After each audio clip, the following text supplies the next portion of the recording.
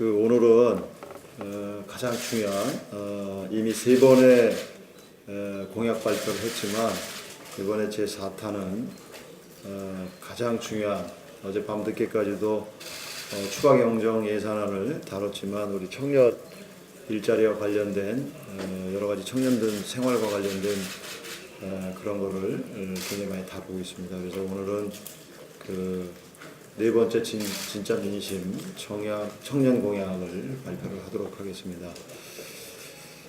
문재인 정부 1년 동안 심각한 청년 일자리를 비롯해서 우리 청년들이 겪고 있는 다양한 문제, 결혼이나 출산, 대집 마련 등을 해결하겠다고 현 정부가 막대한 국민 세금, 국민 혈세를 퍼부었지만 정작 청년들이 공감하고 체감할 수 있는 정책은 제대로 없었습니다. 어느 것 하나 속 시원하게 풀리는 것이 없는 안타까운 혈세만 낭비한 결과를 초래하였습니다. 한마디로 무능과 무책임의 극치를 보여주었다고 말할 수 있습니다. 이에 우리 자유한국당은 지난 3월 9일 지방선거 중앙공약개발단을 출범시키면서 6개 혁신단과는 다른 별도로 그 중요성을 인식을 해서 우리 청년들의 생생한 목소리를 지방선거 공약에 담아야 하겠다는 생각에서 청년생활 플러스 특위를 6개 혁신단과 별도로 똑같은 선상에서 발족을 하였습니다.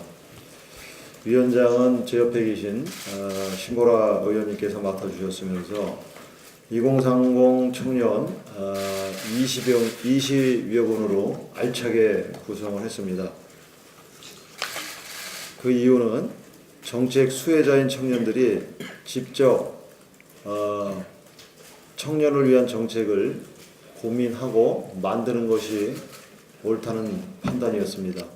그래서 오늘 청년 공약 발표는 정책위 의장인 제가 하는 것이 아니라 청년 생활 플러스 특위 옆에 계신 신보라 의원님께서 직접 청년 생활에 활력을 더하는 진짜 민심 공약을 좀 이따 공개하실 것입니다. 이와 함께 우리 당은 청년들이 바라고 간절히 원하는 정책을 공약으로 담기 위해 N4 세대를 구하라는 슬로건을 내걸고 청년 정책 아이디어 공모전을 지난 3월에 개최를 했었습니다. 톡톡 튀는 아이디어로 무장한 수많은 청년들이 각자 다양한 의견들을 제시해 주셨습니다. 그 중에서 정책의 실현 가능성이 가장 높고 정작 그 정책의 수혜자인 청년들에게 다소나마 실질적인 도움이 될 수 있는 제안 3개 정도를 골라서 이번 지방선거 공약에 반영하였습니다. 우리 신보라 위원장께서 발표할 청년 공약 내용에 다 포함되어 있습니다.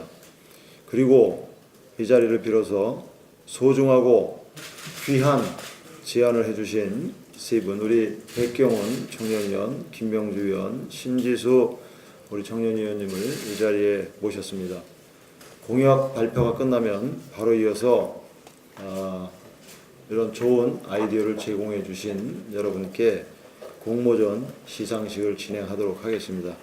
그럼 이제 신보라 위원장님의 청년의 민심은 여기 자유한국당이라는 주제로 준비하신 청년 공약을 듣도록 하겠습니다. 저희가 지난 3월에 지방선거 정책을 만들기 위해서 청년 20명이 넘는 분들과 함께 청년생활 플러스 특위라고 하는 것을 구성을 하게 됐습니다. 그래서 일자리, 주거, 창업 등의 이런 현실에서 청년들이 가장 답답하게 느끼는 부분, 빠르게 해소됐으면 좋겠다는 정책, 정말 필요한 정책들에 대한 심도 있는 대화와 이야기를 좀 나누게 됐습니다. 특히 청년들은 갈수록 높아지는 생활 물가에 매우 고통스러워했고요. 또 줄어드는 일자리, 그리고 열악한 주거 환경, 그리고 워라밸 이런 여러 가지 고민들이 꽤 많이 있었습니다. 그래서 그런 청년들의 진짜 민심을 담아서 이번에 정책들을 만들었다 감히 말씀드릴 수 있겠습니다.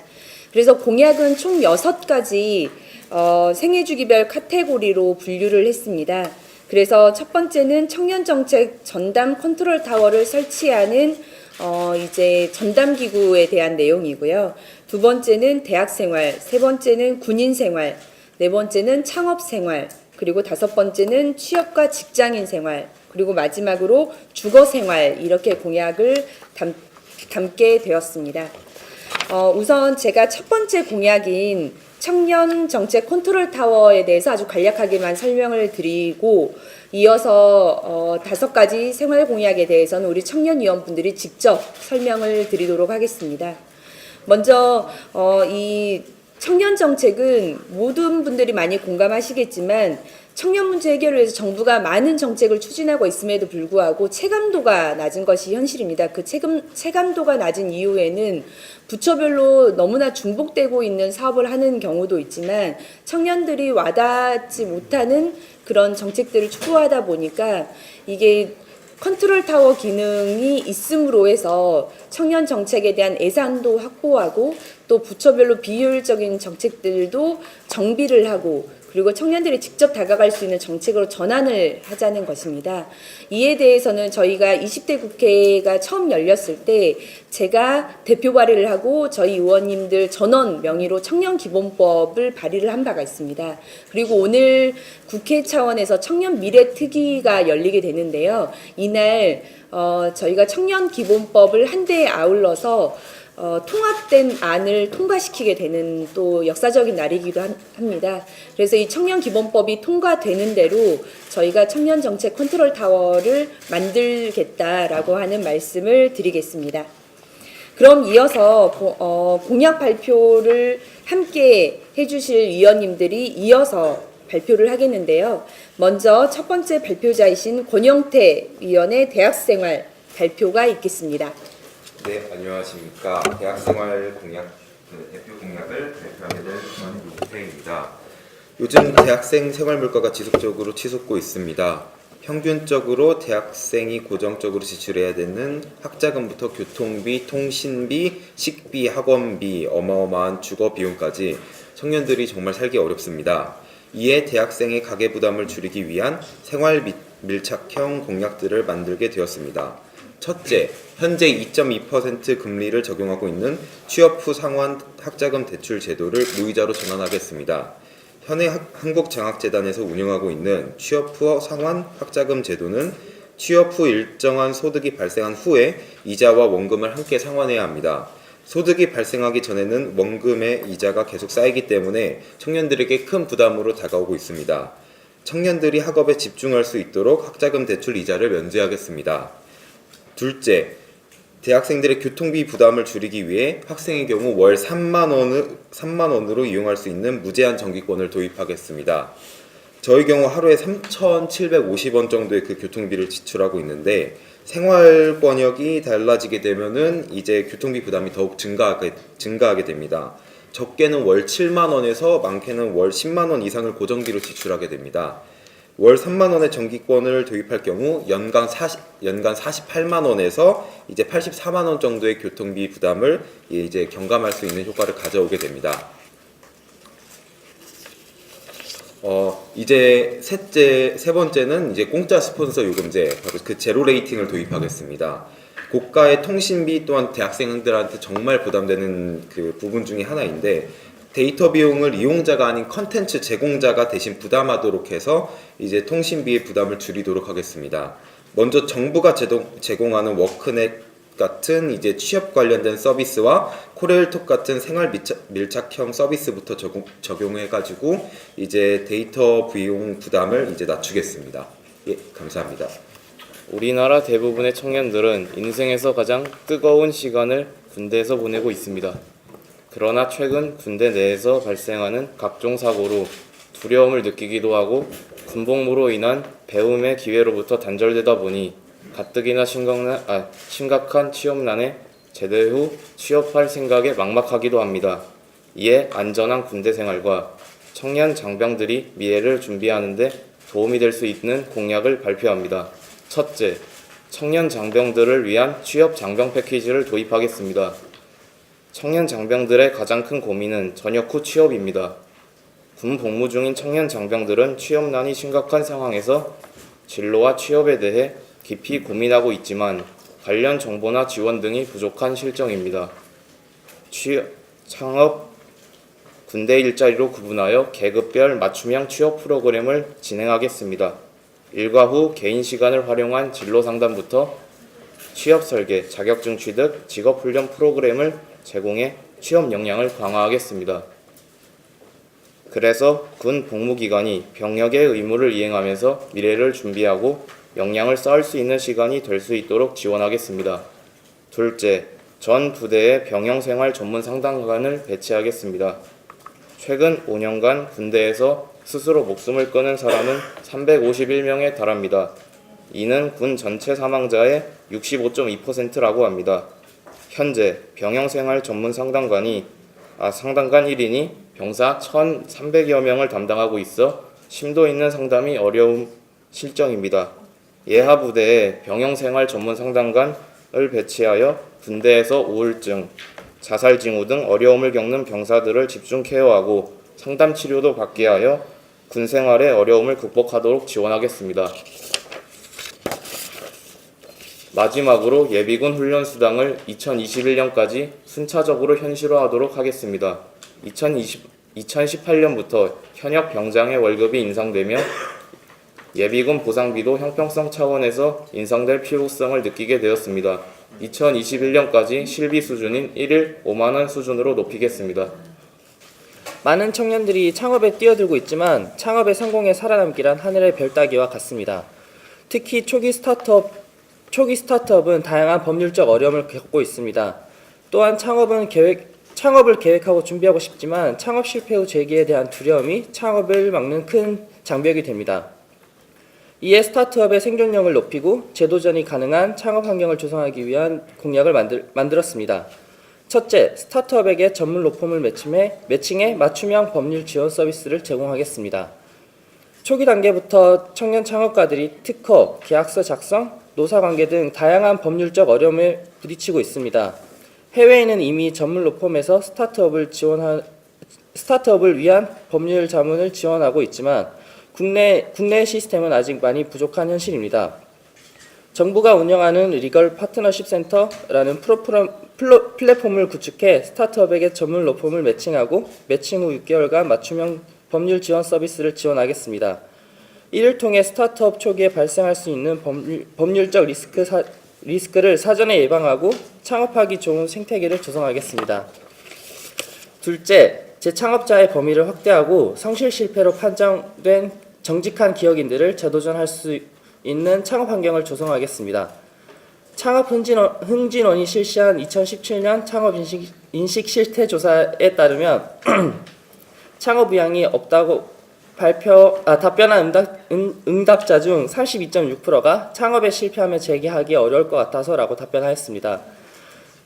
중소기업법 개정을 통해 회생기업과 신생기업을 동일하게 대우하고 청년 창업의 재도전을 보장하는 혁신 안정망을 만들어 나가겠습니다. 길고 긴 터널 같았던 취업 준비 시기를 지나서 어렵게 직장인이 돼도 취업에 성공했다는 기쁨은 사실 잠시뿐입니다. 요즘 유행하는 워라밸은커녕 법으로 보장된 연차 휴가의 절반도 쓰기가 어려운 것이 대한민국 직장인의 현실입니다. 이에 취준생과 직장인을 위한 공약으로 청년 구직자들과 근로자들의 권익 보호를 위한 사업주의 갑질 금지와 채용 과정의 투명화, 청년 근로자들의 워라밸 보장 공약을 만들었습니다. 첫 번째로 근로시간 저축 휴가제와 지정 휴가제 도입으로 근로자의 휴가 사용을 촉진하겠습니다. 현행 근로기준법에 따라서 보상 휴가제와 연차 유급휴가제도가 있지만 실제 사용률은 절반에 불과합니다. 이에 사용하지 않은 유급휴가를 적립했다가 근로자가 필요한 경우에 휴가로 사용하거나 휴가를 먼저 사용하고 난 이후에 연장 근로로 보충할 수 있도록 하는 근로시간 저축 휴가제를 도입하겠습니다.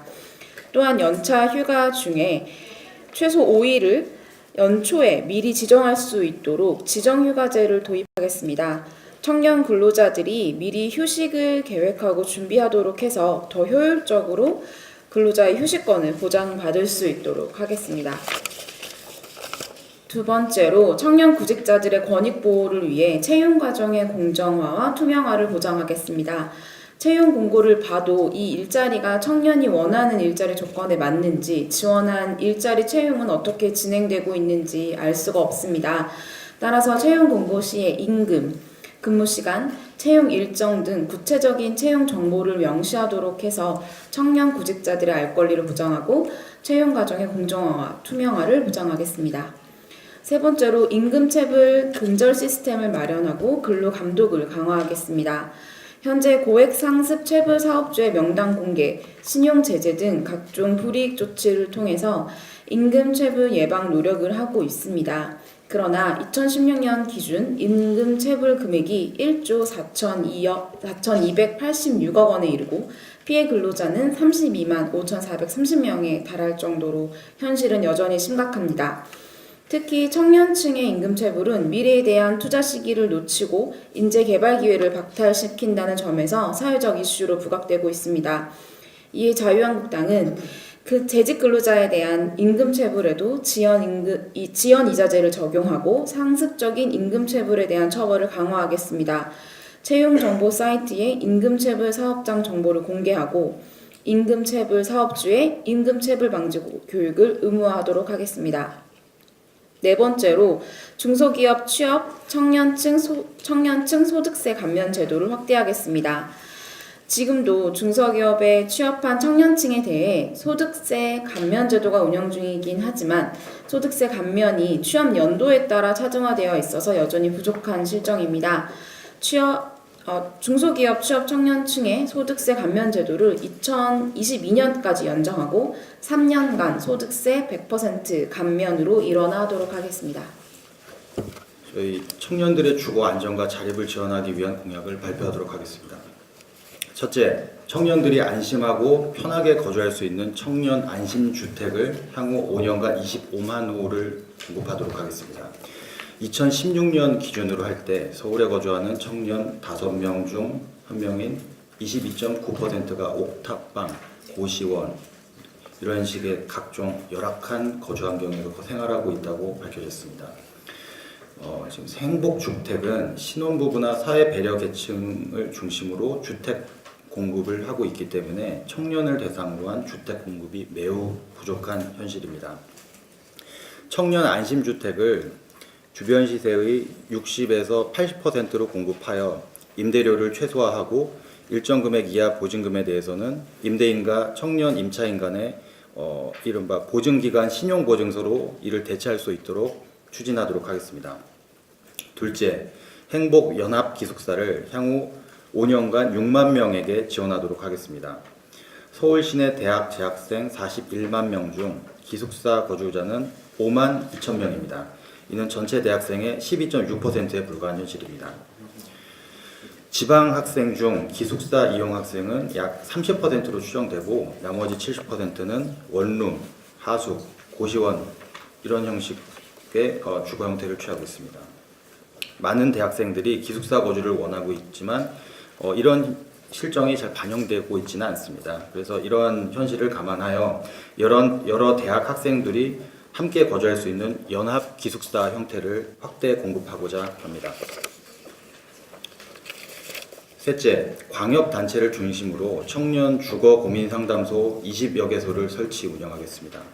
학교 주변 원룸에 거주하는 대학생 그리고 사회초년생들은 비용의 부담이 많습니다. 이렇게 비용을 아끼기 위해서 부동산 중개인 없이 주인과 직접 부동산 계약을 하는 경우가 많이 있습니다. 하지만 집주인이 관련 법규를 좀 어기는 경우도 많고 필요한 수리를 해주거나 이러한 부분을 조금 미루는 경우도 발생하고 있습니다. 그리고 계약 기간을 지키지 못할 경우에는 과도하게 위약금을 부담시키는 등 좀 불합리한 경우가 많이 생기기 때문에 젊은 청년들의 경우에는 부동산 관련 법규에 무지한 경우가 많고 경험이 없기 때문에 이러한 청년의 무지를 악용한 피해 사례가 많이 발생하고 있다고 합니다. 이러한 피해를 막기 위해서 지자체 차원에서 부동산 피해 상담을 전문적으로 해줄 수 있는 상담소를 설치하고 전문 상담사를 배치하도록 하겠습니다. 감사합니다. 이제 주거, 워라밸 그리고 여러 생활과 관련한 불편들을 최소화할 수 있는 공약들 위주로 저희가 준비해서 발표를 했다는 말씀을 드리고요. 요즘에 청년들 사이에 유행하는 신조어가 있습니다. 소확행이라고 해서요. 소소하지만 확실한 행복을 말하는데 저희의 청년 공약이 이런 소확행 공약을 담았다라고 말씀드릴 수 있을 것 같습니다.